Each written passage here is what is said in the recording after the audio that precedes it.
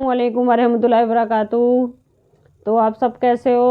उम्मीद करते हैं आप सब खैरियत से होंगे। तो अल्हम्दुलिल्लाह हम भी खैरियत से। बने रहिएगा हमारे साथ शुरू से आखिर तक, क्योंकि हम लेके आते हैं आपके लिए बहुत ही ज़्यादा ख़ास बातें जो दुनिया और आखिरत दोनों को ही बेहतर बनाती है। यानी दुनिया में जो सुकून हमें इन चीज़ों को सुनने के बाद मिलता है कि हम अपने आप को किस तरह अल्लाह की तरफ लेके आ रहे हैं और किस तरह हमने वो बुरे काम छोड़ दिए हैं जिससे अल्लाह नाराज़ होते हैं।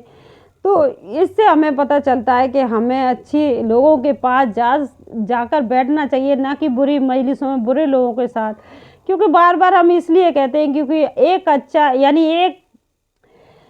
एक सड़ी हुई मछली पूरे तालाब को गंदा कर देती है। तो हाँ, एक अच्छा इंसान अगर बुरी मजलिस में बैठ जाता है ना, तो वो पाक साफ कैसे लौट सकता है, क्योंकि वो उन्हीं जैसा बन जाएगा। इसलिए बार बार किया जाता है कि आप अच्छी मजलिस में बैठें, सहाबाओं के बीच में बैठें, और अल्लाह ताला आप सबको तौफीक अता फरमाए कि आप अच्छे से अच्छे बनो और अल्लाह के पसंदीदा बंदे बनो, ताकि और आप और हम सभी को अल्लाह ताला जन्नत नसीब करे। तो बने रहिएगा। चलिए चलते हैं, जानवरों के हक अदा कैसे होंगे, जानवरों के हक के बारे में जान लेते हैं।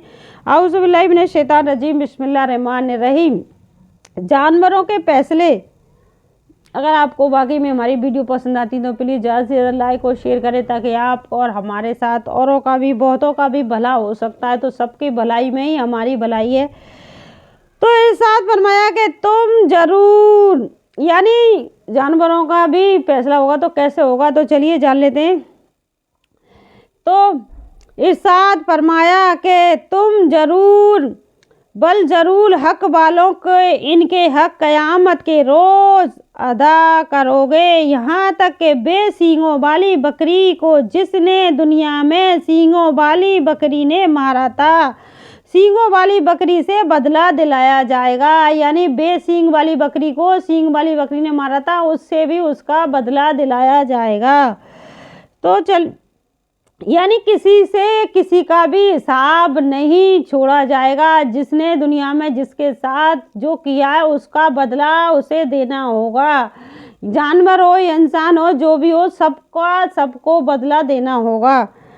तो इससे हमें पता चलता है कि हर इंसान को बिना हिसाब के कुछ भी नहीं मिलने वाला, क्योंकि हमारी नेकियों का ही हिसाब होगा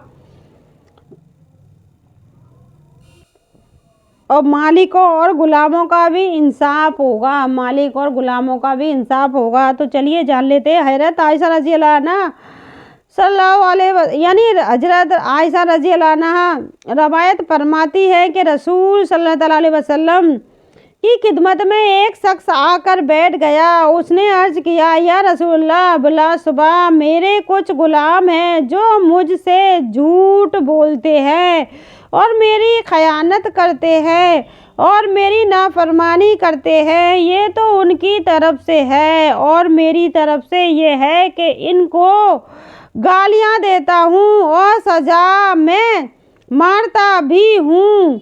अब मुझे आप ये बताइए कि हजरत, यानी आखिरत में मेरा और इनका क्या मामला होगा। आपने इरशाद फरमाया कि जब क़यामत का दिन होगा, तेरे गुलामों के खयानत और नाफरमानी और झूठ बोलने का और तेरे सज़ा देने का हिसाब होगा।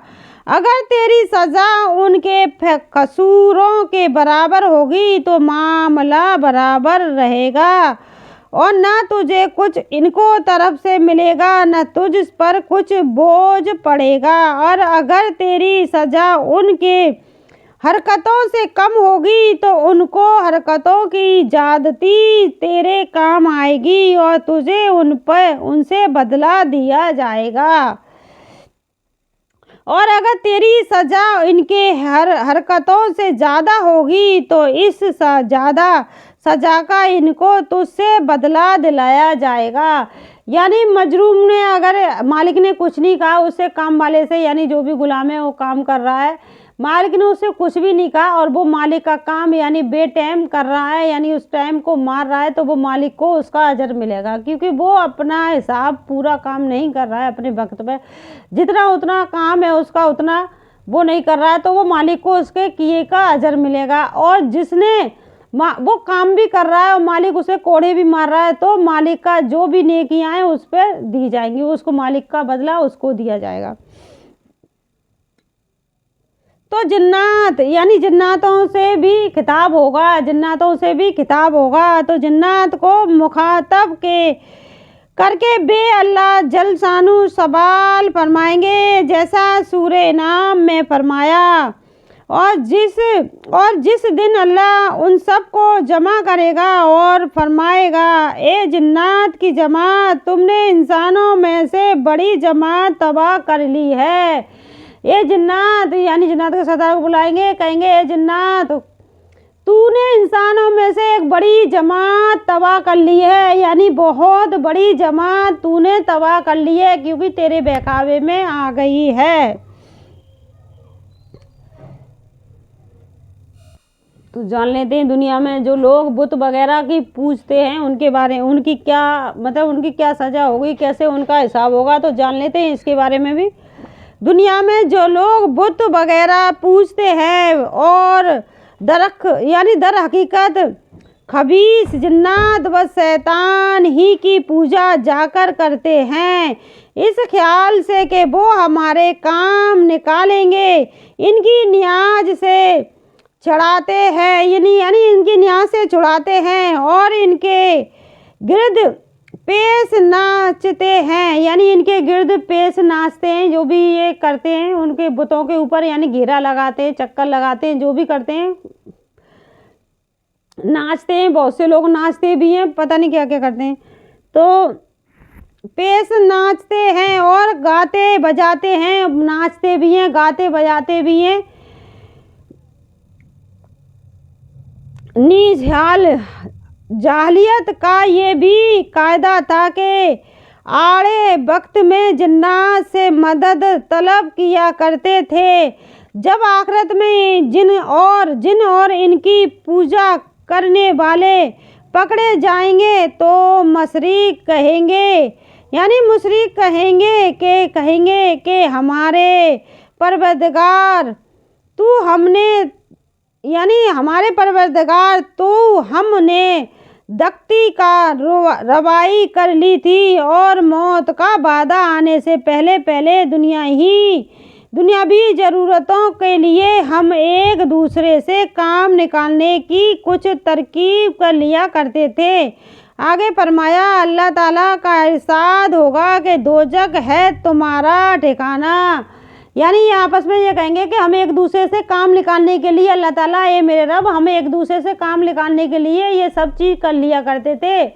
बुतों की पूजा, नाच गाना, उनके चक्कर लगाना, जो भी हम अपनी ज़रूरतों के लिए कर लिया करते थे। अल्लाह ताला क्या फरमाएंगे? अल्लाह ताला इरशाद होगा कि दोज़ख है तुम्हारा ठिकाना, उसमें हमेशा रहोगे। हाँ, जो अल्लाह चाहे, बेशक तेरा रब हकीम और आलिम है, और उसी तरह हम साथ मिला देंगे। आगे फरमाया अल्लाह ताला ने, ए जिन्नों और इंसानों की जमात, क्या तुम्हारे पास तुम में से रसूल सल्लल्लाहु अलैहि वसल्लम नहीं आए थे जो तुमको मेरी आयतें सुनाते थे और उस दिन की पेश आने से डराते थे? जिन्नात इंसान इकरार करते हुए अर्ज करेंगे कि हमने अपने गुनाह का इकरार कर लिया और उनको दुनिया की ज़िंदगी ने धोखा दिया। यानी जिन्नात और इंसान अपने गुनाह का इनकार यानी गुनाह कबूल कर लेंगे और हमें दुनिया की जो ज़िंदगी थी उसने हमें धोखा दिया। उस आयत से साफ जाहिर है कि जिन्नों और इंसानों से इकट्ठा खिताब और सवाल होगा कि रसूल तुम्हारे पास पहुँचे या नहीं। सवाल के जवाब में जुर्म का इकरार करेंगे और तालीम करेंगे कि हाँ, रसूल हमारे पास आए थे, दर हकीकत हम ही मुजरिम हैं। इस आयत में कि अपने काफिर होने का इकरार कर लेंगे और बाज आयत है यानी अपने काफिर होने का भी इजहार कर लेंगे, क्योंकि बेशक हमारे पास नबी आए थे। तो हम यानी ये कहेंगे कि इस साबा का जवाब ये है कि पहले इनकार करेंगे और फिर एमाल नामों और गवाहियों के जरिया इकरार कर लेंगे। और ये भी इंसान का कायदा है कि अव्वल तो इकबाल जुर्म से इनकार करता है, फिर जब उस तरह जान छूटती नज़र नहीं आती तो ये समझकर शायद इकरार करने ही से खलासी हो जाए, इकरार कर लेता है। लेकिन वहाँ का यानी वहाँ काफिर मुशरिक की खलासी ना होगी, क्योंकि इंसान है। जहाँ इंसान सोचता है कि जब तक झूठ बोल रहा हूँ, जब तक चल रही है, जब झूठ का कोई वो नहीं लगता उसे कि झूठ से मेरा कोई फ़ायदा नहीं हो रहा है, तो वो सोचता है अब यहाँ झूठ चलने वाली नहीं है तो मैं सच को इकरार कर लेता हूँ। तो लेकिन यहाँ वो सच का इकरार कर सकता है, वहाँ ऐसा कुछ भी नहीं चलेगा। वहाँ ना कोई तुम्हारा इकरार चलेगा, सिर्फ तुम्हारी एक ही सज़ा होगी कि जहन्नुम, मतलब जहन्नमी है तू। अल्लाह ताला इरशाद होगा कि दोजख है तुम्हारा ठिकाना।